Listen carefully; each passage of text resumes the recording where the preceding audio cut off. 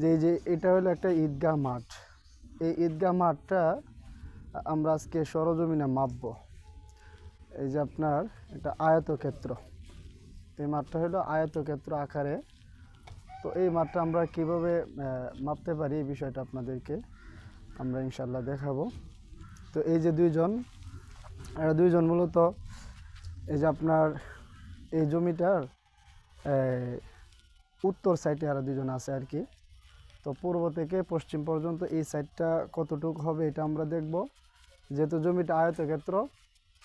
আর দেখব হলো এই যে কোনো একটা সাইড, যে আমরা এই উত্তর থেকে দক্ষিণ পর্যন্ত দেখব, না হয় এই দক্ষিণ থেকে এই দিক দিয়ে উত্তর পর্যন্ত আমরা দেখব।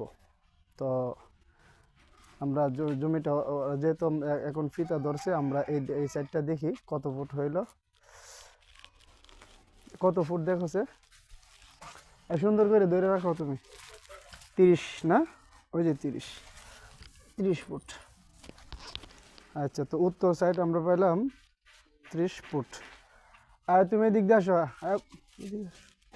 ওই দিকে যাও, তুমি এলে দেখো, তুমি যাও ওই দিকে।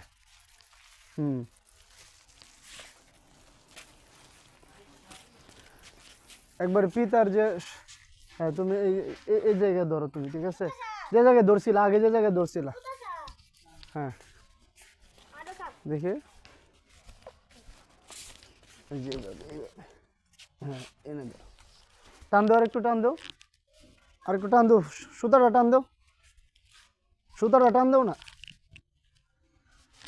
হ্যাঁ টান দাও, একটু টান দাও।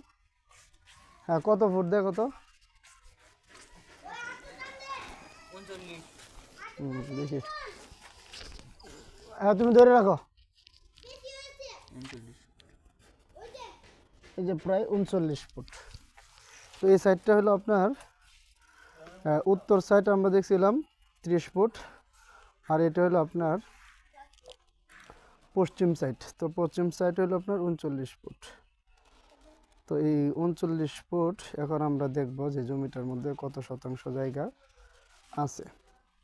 তো এটা কি করতে হবে, এটা করতে হবে মূলত আপনার দৈর্ঘ্য পূরণ প্রস্থ গুণ দিতে হবে।